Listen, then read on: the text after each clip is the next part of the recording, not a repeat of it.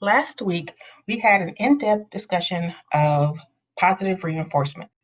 And this week, we're going to continue on the topic of reinforcement by discussing schedules of reinforcement.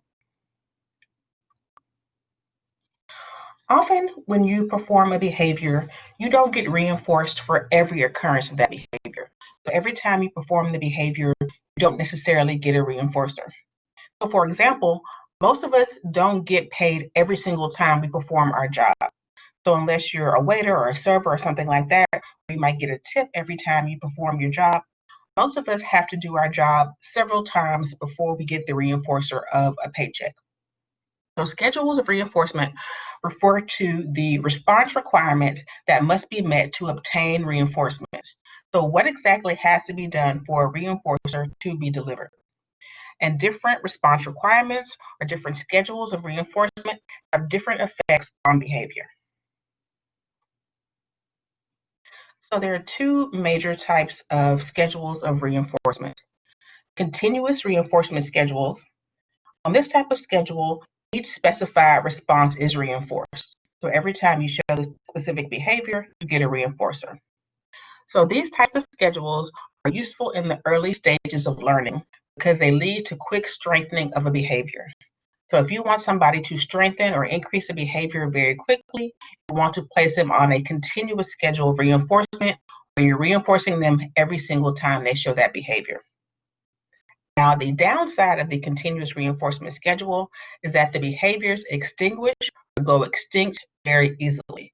So meaning once you stop reinforcing that behavior, the behavior is going to very quickly decrease. Now, the other type of reinforcement schedule is the intermittent or partial reinforcement schedule. On this type of schedule, only some responses are reinforced. So you're not getting a reinforcer every single time you show the behavior. And behaviors on this schedule are less easily extinguished, meaning once the reinforcer is removed, behaviors tend to decrease less quickly than they do on the continuous reinforcement schedule. So there are four basic intermittent or partial schedules of reinforcement. And so before we get into those four types, let's just discuss some of the key terms we associate with the four basic intermittent schedules of reinforcement. So first of all, on ratio schedules, the behavior must be performed a certain number of times before reinforcement is delivered. So on these ratio schedules, it's about the number of times you show the behavior that determines when you get reinforcement. In contrast, with interval schedules, reinforcement is contingent upon the first response after a period of time. So a certain amount of time has to pass, and the first time you perform the target behavior after that amount of time has passed is when you get reinforcement. Now, both the ratio and the interval schedules can be fixed or variable. So with fixed schedules, the reinforcement requirements stay the same, whether it has to be a number of times you show the behavior or a certain amount of time it has to pass, that stays the same, it's fixed. And on variable schedules, the reinforcement requirements vary. So the number of times you have to show the behavior or the amount of time that must pass, those things vary or they change. So when you combine the ratio and the interval, fixed and variable, that gives us the four basic types of intermittent schedules. So the first type of intermittent schedule is the fixed ratio or FR schedule. On this type of schedule, reinforcement is contingent upon a fixed, predictable number of responses. So you have to perform the behavior a certain number of times before reinforcement is available, and that number of times that you have to show the behavior does not change. So for example, if somebody is on an FR5 schedule, a fixed ratio 5 schedule, it means that reinforcement is delivered after 5 responses. Perform the behavior 5 times, get a reinforcer. Another 5 times, get a reinforcer. Another 5 times, get a reinforcer. And that schedule of 5 does not change. And so you can be on an FR10, meaning you have to perform the behavior 10 times. FR100, you have to perform the behavior 100 times. Whatever that number is fixed and does not change. Now, this type of schedule produces a high rate of response with a short pause after each reinforcer. We refer to that short pause as a post-reinforcement pause. So imagine that you had a rat in a Skinner box that had to press a lever 10 times before it got a food pellet as a reinforcer. So the pattern of responding that you would see is the rat would push the lever very rapidly, so a high rate of response, press the lever very rapidly 10 times. As soon as the rat gets its reinforcement of a food pellet, it pauses its responding. It takes a few seconds to enjoy the reinforcement, and then it'll again produce another 10 rapid lever presses to get the reinforcer. Pause, enjoy the reinforcer, and then press the lever very quickly 10 times again.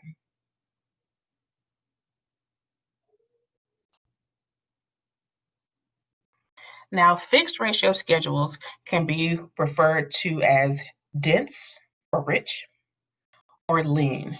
And so a dense/rich schedule would be a schedule where the reinforcer is easily attained.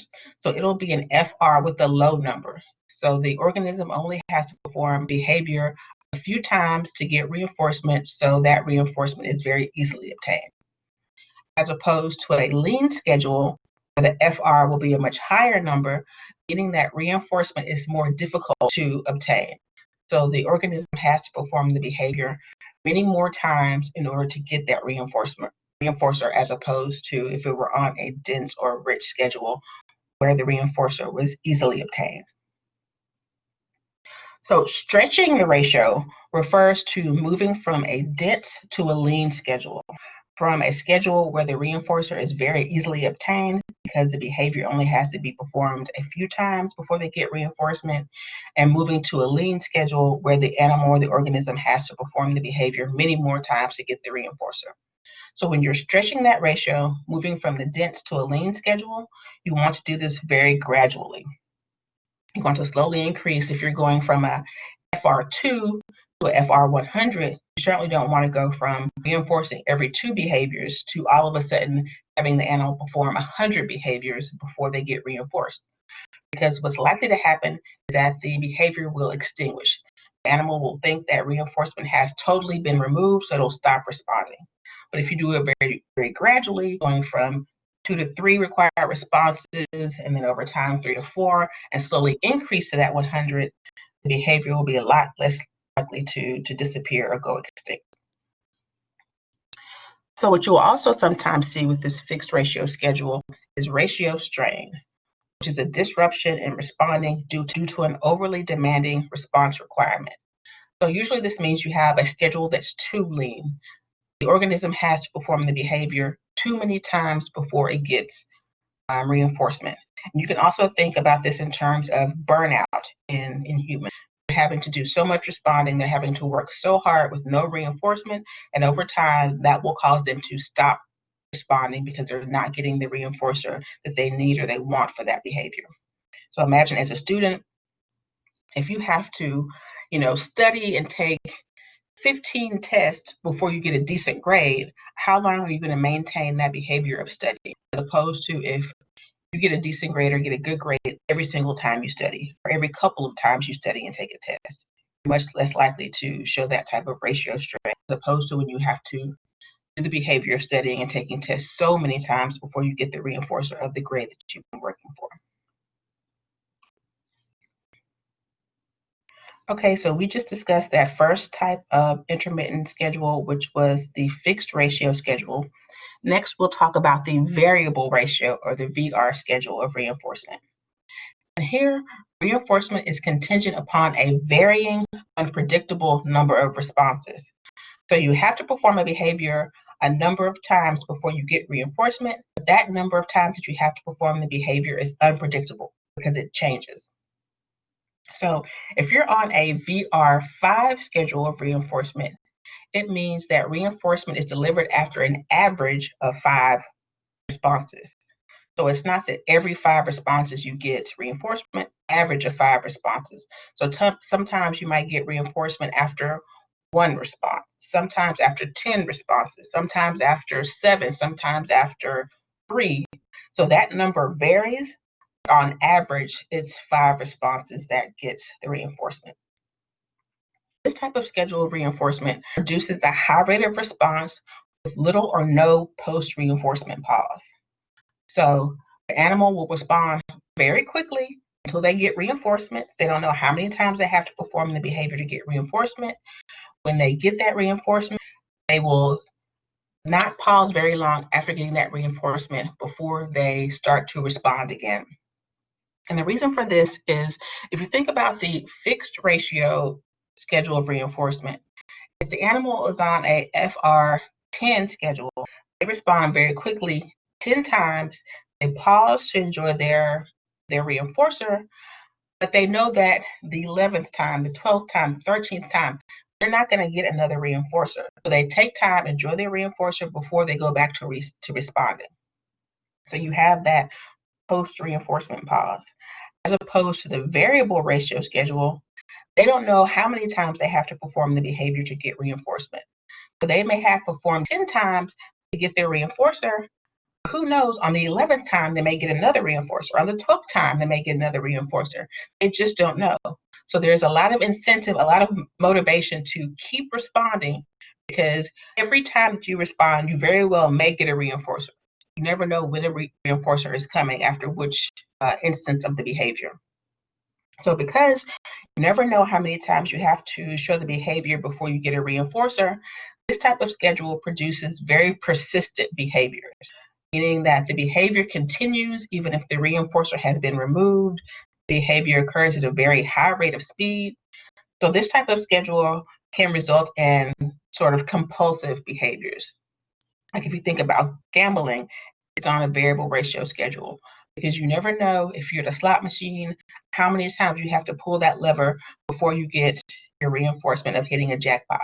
And so you may have pulled it 100 times, no jackpot. On the 101st time you pull it, you get a jackpot.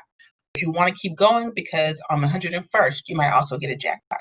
You never know how many times you have to perform that behavior until you get reinforced. So the motivation is to just keep responding to try to get that reinforcer as many times as you can. So it produces very persistent behaviors. So those were the two basic types of ratio schedules where reinforcement is tied to the number of times you perform the behavior. So next, let's discuss the interval schedules. So the first type of interval schedule is the fixed interval or FI schedule. Here, reinforcement is contingent upon the first response after a fixed predictable period of time. So a certain amount of time has to pass. That amount of time does not change. And the first behavior after that amount of time has passed is the behavior that's reinforcement. So if somebody is on an FI 30-second schedule, that means the first occurrence of the behavior after 30 seconds has passed will result in reinforcement. So an example of this type of schedule would be like if you're on salary.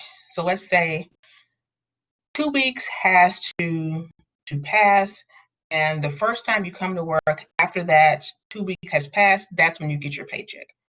So a certain amount of time has to pass. The first time you perform the behavior, in this case, coming to your job, after that amount of time has passed, that's when you get the reinforcement of getting your paycheck. And this pattern of reinforcement, or this schedule of reinforcement, results in a scalloped pattern of responding. So here there's a post-reinforcement pause. So after you get your reinforcement, there's a pause where you're not responding, and it's followed by a gradually increasing rate of response as the interval draws to a close. Another way to think about this is as the time for reinforcement approaches, responding increases. So where you see the top of the scallop where the responding is increasing, that little line that indicates the post-reinforcement pause tells you that this is where reinforcement is available. So you see as you approach the time where you get reinforcement, responding increases. So another example of this would be behavior of studying and thinking about taking a test as an opportunity for reinforcement. So let's say you have a class where you have a test once a month. If If you look at your studying behavior, what's likely to happen is as you approach the time where you're taking the test, which is your opportunity to get reinforced for your behavior of studying, your studying is going to increase leading up to the time where you take your test and have your opportunity to get reinforced.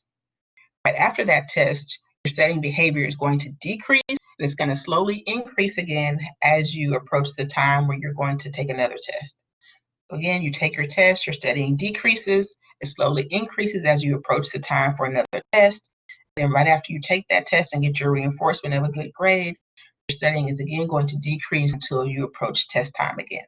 So that's that scalloped pattern of responding where your behavior, your responding increases leading up to the time of reinforcement. The next basic type of intermittent schedule is the variable interval schedule, or VI schedule. And here, reinforcement is contingent upon the first response after a varying, unpredictable period of time. So an amount of time has to pass. The first behavior after that period of time gets a reinforcer. The period of time changes. It's varied, it's unpredictable. So if you're on a VI 30-second schedule, the first occurrence of a behavior after an average interval of 30 seconds has passed results in reinforcement. So it's not that every 30 seconds you perform the behavior, then you get reinforcement. It's about a certain amount of time, or a varying amount of time has to pass. The first response after that amount of time has passed gets reinforcement. That amount of time changes. So if the average is 30, it might be 10 seconds perform the behavior and get reinforcement. It might be a minute perform the behavior and get reinforcement. You never really know how long has to pass before you can perform the behavior and get reinforcement. An example of this would be, let's say that you are looking forward to getting a text message. Let's say you don't have any type of notification on your phone, so you never know how long has to pass before you can check your phone to get the reinforcement of seeing a text message. So sometimes after 30 minutes, you check your phone, you see you have a text message, and that's your reinforcer. Sometimes it's an hour, then you check your text message and you get a reinforcer. Sometimes it's 2 minutes. So you never know how long has to pass before you can check your phone and get the reinforcer of seeing a text message. Each time after that unpredictable varying amount of time passes, the first time you check your phone after that period of time, that's when you get the reinforcer of seeing a text message there. And so this schedule of reinforcement produces a moderate, steady rate of response with little or no post-reinforcement pause. So as opposed to the fixed interval schedule, where you know when you have the opportunity of reinforcement and you can increase your responding around that time, with a variable interval schedule of reinforcement, you don't know how long has to pass before you have the opportunity of reinforcement. So you can't increase your responding around the time of reinforcement because you don't know when that opportunity for reinforcement is going to occur. So the best way to make sure that you sort of catch that reinforcement, that you hit the reinforcement soon after it's available, is for you to have a moderate, steady rate of responding. So let's see, an example of this would be, let's say that you're waiting for a friend to come home, waiting for somebody who lives in your apartment complex or your dorm to come home, and you don't know when that person is coming home. So you don't know how long you'll have to wait before the reinforcement is there. The best way for you to make sure that you catch that person or see that person soon after they arrive home is to have a moderate, steady rate of checking their apartment or checking their dorm room. So maybe you'll go over every 30 minutes to see if they're there, or every hour to see if they're there. So by having that moderate, steady rate of responding, I guarantee that you'll see them soon after they arrive home. If it were on a fixed schedule and you knew exactly when they'd arrive home, you most likely would start checking their apartment or checking their dorm right around the time that they usually arrive home, which would be your fixed schedule with that scallop pattern of responding. Since you don't know when they're going to arrive home, you would likely sort of pace yourself, have a moderate rate of checking their dorm or their apartment to ensure that you see them soon after they arrive home or soon after the opportunity for reinforcement becomes available. So those were our 4 basic intermittent schedules of reinforcement. Now we'll talk about a few other simple schedules of reinforcement. So the first type that we'll discuss would be duration schedules. And so with these types of schedules, reinforcement is contingent upon performing a behavior continuously throughout a period of time. So it's how long do you have to perform the behavior before you get reinforcement. So for example, I will allow myself to watch 30 minutes of television after every 2 hours of continuous study. So if I study continuously for 2 hours, then I'll reinforce myself by allowing myself to watch TV for 30 minutes. And so just like we talked about with those other basic schedules of reinforcement, the duration schedules can be fixed or variable. With the fixed schedule, the behavior must be performed continuous for a fixed, predictable period of time. That period of time does not change, as opposed to the variable duration schedule, where the behavior must be performed continuously for a varying, unpredictable period of time. So you're never sure how long you have to perform the behavior continuously before you get reinforcer, before you get a reinforcer. So these duration schedules can be pretty imprecise. Because if you think about it, with the ratio schedules of reinforcement, you know that you have to perform a behavior a certain number of times before you get reinforcement. With the duration schedules, the behavior just has to be performed for a certain amount of time. That really doesn't tell you about the behavioral output. So, like for example, you might say, I have to walk for 30 minutes before I reward myself with, I don't know, a television show. But in that 30 minutes, how far are you walking? A person can walk at a very leisurely, very sort of lazy pace for 30 minutes and get the reinforcer, or the person can power walk for 30 minutes and still get the same reinforcer. So it's kind of an imprecise level of measurement if you're really trying to strengthen behavior. And if you think back to last week when we talked about situations in which extrinsic reinforcement can reduce intrinsic reinforcement, we talked about the fact that reinforcing the mere performance of a behavior can undermine or reduce your intrinsic interest in the activity. So with the duration schedule, we're just saying it doesn't matter the quality with which you perform the behavior, it doesn't matter the pace of the behavior, you just have to do it for a certain amount of time. So if you were to tell your child, hey, I want you to study for an hour before you get to watch your TV show, for that hour, they can really just be staring at one page and still get the reinforcer. So it's not encouraging them to really perform the behavior well and can tend to sap or reduce their interest in the activity, because you're just saying, kind of get it done, just do it for a certain period of time, and you're going to get the reinforcer regardless of how well you do the behavior. So these duration schedules should be used with caution. It's kind of like a job where you just get paid for the number of hours you're there. It doesn't matter how productive you are, just sit out your time and you get your paycheck. So response rate schedules are another type of simple reinforcement schedule. So with response rate schedules, reinforcement is contingent upon the organism's rate of response.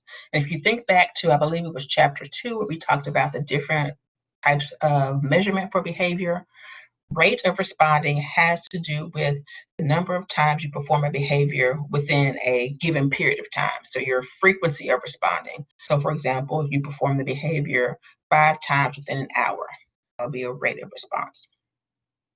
So these response rate schedules fall into 3 different categories. First, there is the differential reinforcement of high rates, or DRH schedule. And here, reinforcement is contingent upon emitting at least a certain number of responses. So here, you're being reinforced for a fast rate of response. So how quickly or how many times you perform the behavior within a given period of time determines your reinforcement. So could be, let's think of like a hot dog eating contest. So you have to eat at least 20 hot dogs in 10 minutes to get some type of reinforcement or to get a prize. So it's about getting reinforced for a high rate of responding. you know, meets, races where you have a certain amount of time to try to respond as many times as you can would be differential reinforcement of high rate schedule. Reinforcement for performing the behavior as many times or at a high rate within a given period of time. In contrast, differential reinforcement of low rates or DRL schedules, in this type of schedule, a minimum amount of time must pass between each response before the reinforcer will be delivered. So here you reinforce for a slow rate of responding. So at least this much time must pass between responses in order for you to get the reinforcer. So this would be the type of schedule you want to place somebody on if you want them to slow down their responding. So maybe your child eats too quickly or is finishing their assignments too quickly, and as a result is just rushing through and not paying attention to the quality of how they're doing their assignments. So here you'd want them to slow down. They get reinforced for having a minimum amount of time elapsed between each response. And sort of between those two is the differential reinforcement of paced responding, or DRP schedule. Here, reinforcement is contingent upon emitting a series of responses at a set rate, so neither too fast or too slow. So if you respond too quickly at too high a rate, you don't get reinforcement. If you respond too slowly or at too low a rate, you don't get reinforcement. So your responding has to fall somewhere between those two boundaries in order for you to get the reinforcer.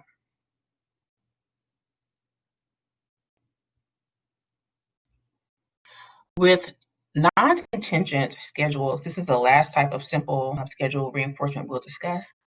With non-contingent schedules, a reinforcer is delivered independently of any response. So your reinforcer is not tied to your responding in any way. With a fixed time schedule, the reinforcer is delivered following a fixed predictable period of time, regardless of the organism's behavior. And so this will be something like if you get presents for each birthday, or you give presents every Christmas. So it's just about the amount of time it has to pass before you get this reinforcement. It's not tied to your behavior in any way. So whether you behave well, you behave poorly, you show a certain response a certain number of times, it doesn't matter. It's just about reinforcement is delivered on this time schedule. With a variable time schedule, a reinforcer is delivered following a varying, unpredictable period of time, regardless of the organism's behavior. So here, you're just getting reinforcers at a random schedule. It's not tied to your behavior in any way. It's not fixed, so it's not like these reinforcers, every 6 months or every year. It's just totally random instances in time where you get a reinforcer. And so these types of schedules may account for the development of some superstitious behaviors. Because if an animal or a person is getting reinforcers at these unpredictable times where it's not tied to their behavior in any way, they're going to try to figure out, how am I getting this reinforcer? Why am I getting this reinforcer? So the animal or the person will try to figure out, even though it's totally random, they'll try to figure out, what behavior was I showing right before I got this reinforcer? What was I doing right before I got this reinforcer? So they will try to replicate or show those behaviors again in an attempt to get another reinforcer. So, a lot of times, athletes have these types of behaviors. So, I just randomly had a good game. I happened to be wearing this certain pair of socks. And so in order to I'm trying to figure out, my environment, trying to make it more predictable. So maybe it's me wearing these socks that led to me having a good game. So I'll wear these socks every time I have a game, try to get that reinforcer of having a good game. And in reality, it was just a random occurrence. It was a variable time schedule. So there's many different schedules of reinforcement, and each schedule leads to a different pattern of behavior.